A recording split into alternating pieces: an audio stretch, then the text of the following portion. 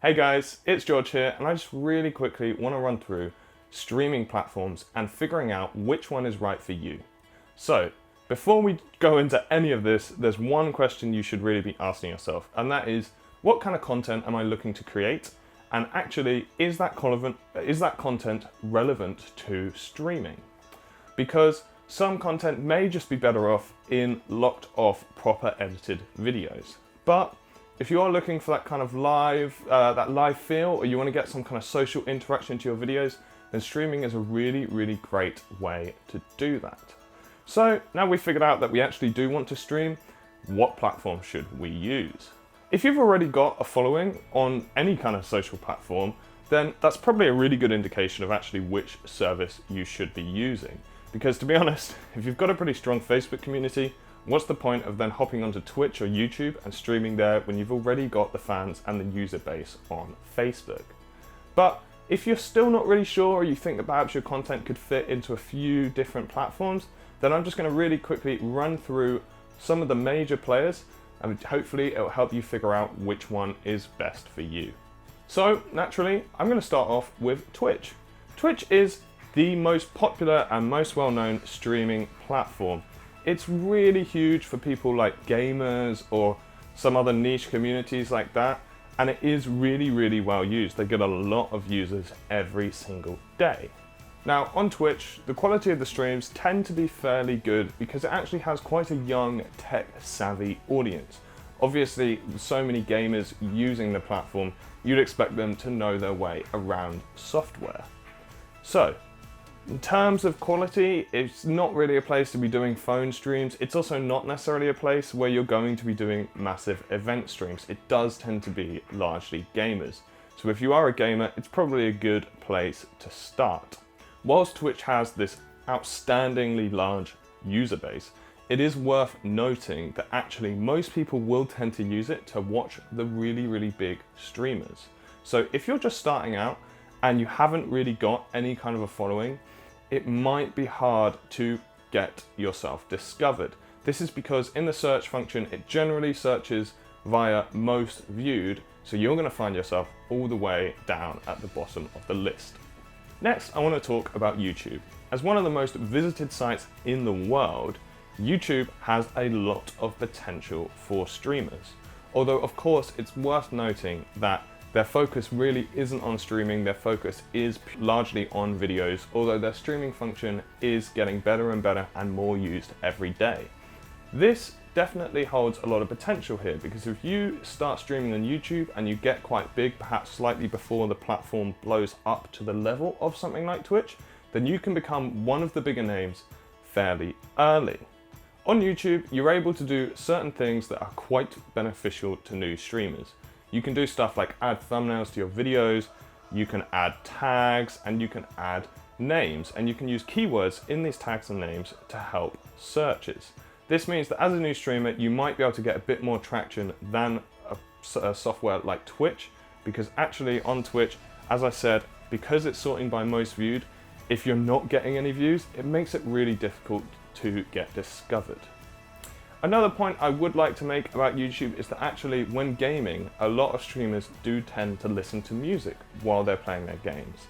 Now, whilst this is really great for the audiences, this is a problem for YouTube, because YouTube have really rigorous algorithms that will detect when you're playing copyrighted music.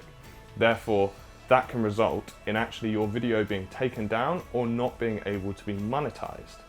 So that's definitely something to be thinking about. If you want to be listening to the latest Kanye song in your stream, then that's going to be tricky. It might not be the platform for you. Other platforms are actually less hot on this, and their algorithms won't pick them up that much, so you're better off blasting those tunes on Twitch.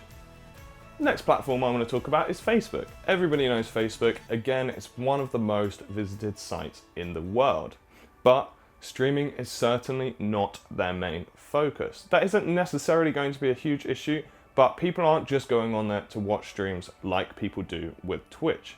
Therefore, you're going to really have to make yourself stand out. In terms of the quality of streams on Facebook, they differ hugely. You'll get anything from mobile phone live streams all the way up to professional event streaming to gaming streaming. There's so much on there, actually quite similar to YouTube in that respect, that it caters for all different levels, whether you are quite amateur in the way that you're going to approach your stream or whether you are actually extremely pro and you're doing big live event streaming. It caters to all levels there because of the scale of Facebook. Now I want to talk about Instagram. So Instagram, we all know, when it comes to streaming, it's really not a super professional tool, and that actually has its benefits as well as its downsides. Yes, it's probably not the best streaming service to be using for your huge corporate convention, but you probably know that already. It's much better catered to people like influencers. It's quite a lot more lifestyle focused than professional focused. So perhaps if you're somebody like a yoga teacher, or you're doing something that is slightly more lifestyle focused and less corporate, then Instagram is a really good place to be. Instagram has a really, really young user base. It tends to be sort of late teens, early 20s is probably their largest user base. Therefore, if your kind of content is going to be targeted at those kind of people, then it might be a really good place for you to stream. Next, I want to talk about Vimeo. Vimeo is a super duper professional streaming service. It actually does cost money. So again, for most streamers, I would say that I wouldn't go necessarily spending money on a service like Vimeo when there are so many good services you can use for free. But what they do tend to be is a bit more pro and a bit more corporate. So perhaps if you're a business and you want to have that really super professional feel to your streams and you don't want, the 10 best Fortnite hacks or whatever showing up next to your video, then it might be a good place to be. Lastly, I'm going to talk about Mixer. Mixer is quite similar to Twitch. It's purely gaming focused and it has a considerably smaller user base than Twitch. Now again, this does sort of mean that you're going to be capped in your terms of growth because you will never hit the kind of viewers that you could potentially be hitting on Twitch, but it also presents opportunities for new streamers because there are a lot less streamers, it's a lot less congested, so your discoverability will be better. Therefore, if you're a new streamer and you're not necessarily looking to build that huge audience, but you just want to get some people watching your stream, it might actually be a better place to start than Twitch. Now, these are just some of the streaming services that are out there, but they are a lot of the big ones and a lot of the ones that you might be considering. Now, there is one last thing that I think is super duper important to say, and that is that you can use certain services to stream to multiple platforms at once. Now, if you're a new streamer and you don't really understand exactly where your audience is going to be, then you can use something like Restream.io, I'll put the link in the description, to stream to multiple platforms at once.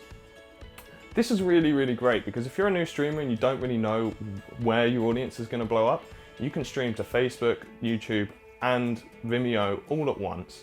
And that means that actually you're ticking 3 boxes at once. You can do that for a bit. You can take some of the data and figure out where you're doing well and then move on to that platform permanently. Because sometimes we're wrong about this stuff and it's not an exact science. Therefore, we might think that actually our streams are going to do the best on Facebook, but then we start putting them on YouTube and actually they do really, really well. Although it is definitely worth noting that this will use up a lot more Wi-Fi and a lot more CPU, so make sure that your system can handle it before you start doing this. Restream does cost. It's not a completely free service, but I actually think that it's definitely worth investing in this because just tripling or quadrupling your stream user base is huge and it just solves a lot of these issues for you in terms of figuring out which platform is best. But overall, I would say the most important thing is the content you're creating. If you're making really good, new, interesting content, you're going to be found wherever you are. So just keep at it and have some fun with it. Because to be honest, a lot of people try and stream and actually a fairly low proportion of people actually do well out of it. So make sure that when you're streaming, you're having fun and you're enjoying yourself, and don't necessarily just do it with a pure sole financial gain option. Do it just because you have fun, and I think your audiences will pick up on that too, and that's maybe one of the best ways to get started. That's it from me today. I just wanted to give you a really quick rundown of these services. I really hope you enjoyed it. We are going to be doing lots more streaming content coming up. So if there are any more questions that you guys have or anything you want to know, chuck them in the comment in this video and we'll get back to you. Thanks for watching.